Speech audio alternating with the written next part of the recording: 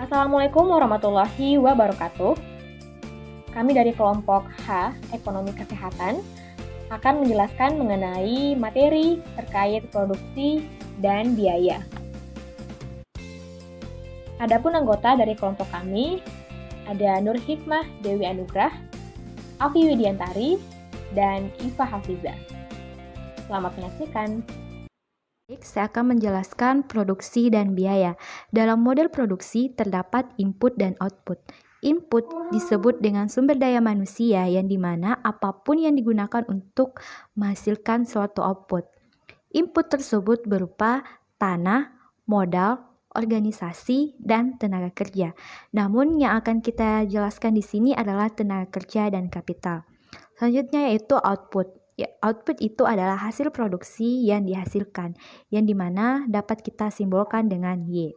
Selanjutnya yaitu fungsi produksi, yang dimana Y adalah output, L adalah tenaga kerja, K adalah modal, yang dimana fungsi produksi ini merupakan kombinasi yang digunakan untuk memproduksi output tertentu. Jika kombinasi inputnya ini berubah, maka outputnya juga akan berubah. Dalam hal ini, jika tenaga kerja dan modal diubah, maka outputnya pun akan berubah. Dalam sistem produksi dibagi menjadi dua periode waktu, yaitu jangka panjang dan jangka pendek. Jangka pendek adalah periode waktu di mana tenaga kerja adalah variabel input dan modal adalah fixed input atau input tetap.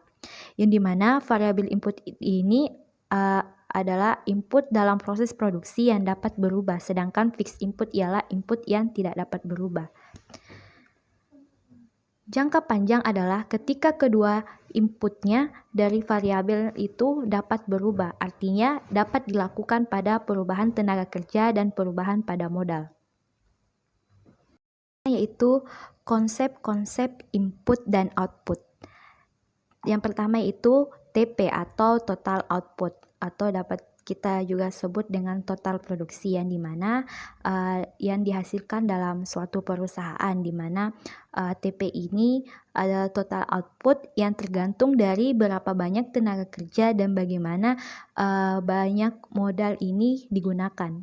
Yang kedua yaitu marginal productivity atau produktivitas marginal, yang dimana produktivitas marginal ini terbagi menjadi dua. Yang pertama itu marginal productivity labor dan yang kedua itu marginal productivity capital, yang dimana marginal productivity labor ini adalah perubahan pada total output terhadap adanya penambahan satu unit input tenaga kerja, di mana setiap penambahan satu input tenaga kerja maka secara terus-menerus akan menurunkan pada unit output yang dihasilkan.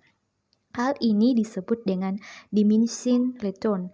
Yang kedua yaitu marginal productivity capital atau marginal produktivitas modal, yang dimana perubahan pada total output untuk setiap adanya penambahan satu unit input kapital. Penambahan satu unit input modal barang seperti mesin secara menerus, maka sama halnya juga seperti marginal productivity labor sebelumnya. Marginal productivity capital juga akan mengalami terjadi diminishing return, yang dimana akibat tidak bertambahnya jumlah pekerja, maka marginal productivity capital itu akan menurun. Selanjutnya itu yang ketiga average product atau AVP, yang dimana average product ini atau produksi rata-rata adalah jumlah output yang dapat dihasilkan dibagi dengan tenaga kerja yang digunakan.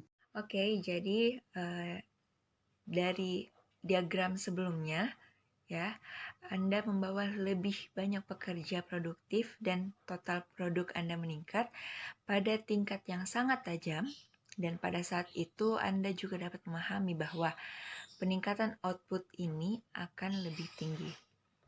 Nah, awalnya pada bisnis Anda memperkerjakan lebih banyak pekerja sehingga labor meningkat, tetapi pekerja yang merupakan pekerja yang lebih produktif berarti mereka berada di zona yang sedang naik, ya. Mereka berada di zona 1 sehingga apa yang mereka kontribusikan pada total output sangat tinggi karena total produk juga meningkat dengan sangat cepat sehingga peningkatan output jauh lebih tinggi daripada peningkatan jumlah pekerja. Jadi, misalkan Anda memiliki 2 pekerja dan menghasilkan 50 kaos, dan Anda mempunyai pekerja ketiga yang sebenarnya memproduksi ya lebih banyak, yaitu sebesar 50 unit, sehingga terjadi peningkatan produksi.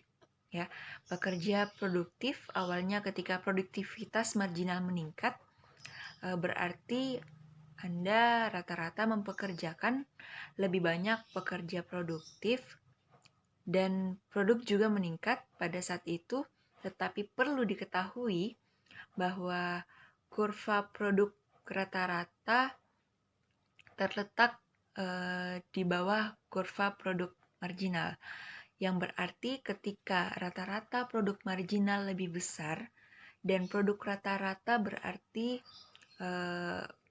Anda tidak hanya membutuhkan peningkatan produksi, tetapi juga membutuhkan peningkatan pekerja produktif. Jadi untuk meningkatkan produksi, untuk meningkatkan pertambahan rata-rata produksi itu, kita bisa meningkatkan terlebih dahulu di labor yang lebih produktif. Seperti itu. Oke, sekian dari saya. Baik, selanjutnya saya akan menjelaskan mengenai revenue, cost, and profit. Yang pertama adalah revenue atau penerimaan, di mana total penerimaan diperoleh dari harga barang per unit dikali dengan total barang yang terjual, atau dalam denotasinya TR sama dengan P kali Q. Adapun perubahan pada total revenue dipengaruhi oleh perubahan pada harga dan perubahan pada kuantitas. Atau dalam rumusnya, delta TR sama dengan delta P kali delta Q. Misalnya, ketika harga suatu barang naik, maka permintaan terhadap barang tersebut akan menurun, sehingga output yang diproduksi juga akan menurun seiring berjalannya waktu. Hal ini disebabkan oleh hubungan yang berbanding terbalik antara harga dan permintaan. Dalam hal ini, maka akan terjadi pula penurunan pada total revenue yang diterima. Kemudian kita berbicara mengenai price effect dan quantity effect. Ketika penjual misalnya menaikkan harga barangnya, maka akan terjadi dua efek yang berlawanan, yaitu efek harga dan efek kuantitas. Adapun besarnya efek tersebut akan bergantung pada elastisitas barang. Yang pertama, untuk barang elastis, quantity effect akan lebih besar bekerja daripada price effect. Sehingga ketika penjual menaikkan harganya, maka akan menurunkan total revenue yang diterima. Sedangkan untuk barang inelastis, price effect lebih besar bekerja dari quantity effect. Sehingga kenaikan harga akan meningkatkan total revenue yang diterima. Untuk lebih lanjut, kita bisa lihat bahwa untuk barang yang bersifat elastis, misalnya seperti barang mewah, maka persentase perubahan pada kuantitas akan lebih besar dibandingkan persentase perubahan harganya. Misalnya seperti gadget. Ketika penjual menaikkan harga gadget sebesar 5%, maka akan terjadi penurunan permintaan yang lebih besar daripada 5%. Dalam hal ini misalnya 10%. Maka kenaikan harga tersebut akan menyebabkan penurunan permintaan yang lebih besar dan juga berpengaruh pada penurunan penerimaan total yang didapatkan. Sebaliknya, pada barang inelastis, misalnya seperti bahan pokok, maka persentase perubahan pada kuantitas yang diminta akan lebih kecil dibandingkan persentase perubahan harganya. Misalnya, penjual menaikkan harga beras sebesar 5%, maka akan terjadi penurunan pada permintaan beras tersebut yang lebih kecil daripada 5%. Misalnya hanya 1%. Sehingga kenaikan harga tersebut tetap akan meningkatkan penerimaan total yang didapatkan. Selanjutnya, kita membahas mengenai average revenue dan marginal revenue. Yang pertama, average revenue atau penerimaan rata-rata adalah penerimaan yang dihasilkan dari total output yang terjual. Dalam hal ini, rumusnya adalah KR sama dengan TR per Q. Adapun untuk marginal revenue adalah tambahan penerimaan yang diperoleh dari setiap satu unit output yang terjual. Dalam hal ini, rumusnya adalah MR sama dengan delta TR per delta Y.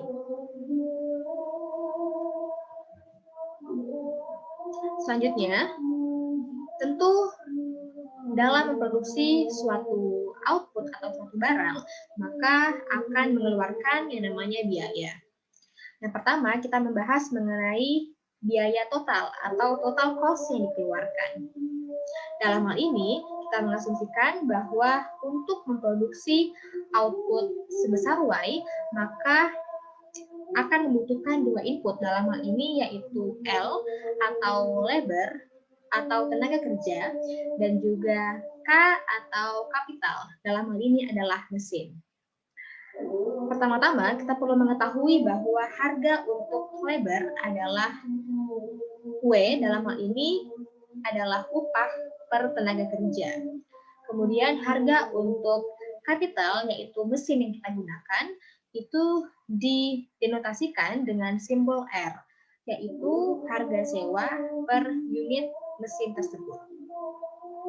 Sehingga kita dapat menurunkan total cost sama dengan W kali L tambah R kali K. Di mana W kali L ini adalah total dari labor cost.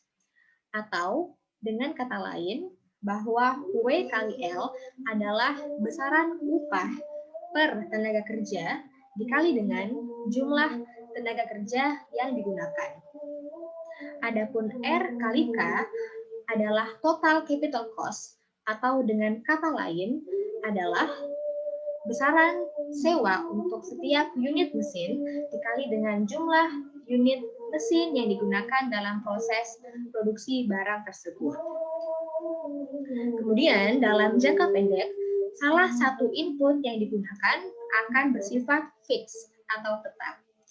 Dalam hal ini, input tersebut adalah capital. Sedangkan input lainnya bersifat variabel. Dalam hal ini adalah labor atau tenaga kerja. Sehingga kita dapat mengatakan bahwa perubahan pada total cost dalam jangka pendek itu berasal dari perubahan pada jumlah tenaga kerja yang digunakan. Dengan asumsi bahwa K atau jumlah mesin, W atau upah per tenaga kerja, dan R atau sewa per unit capital itu bersifat tetap. Selanjutnya, terkait dengan average cost atau biaya rata-rata, di mana average cost ini diperoleh dari total cost dibagi dengan total output. Atau dalam rumusnya, PC per Y sama dengan FC per Y tambah PC per Y. Atau kita juga bisa menuliskan dengan rumus yang lain, yaitu ATC atau AC sama dengan AFC tambah AVC. Dan terakhir, terkait dengan profit atau keuntungan yang diperoleh dari hasil penjualan, itu didapatkan dari total penerimaan atau total revenue dikurangi dengan total cost atau total biaya. Sekian pemaparan materi dari kelompok kami. Semoga bermanfaat. Terima kasih. Wassalamualaikum warahmatullahi wabarakatuh.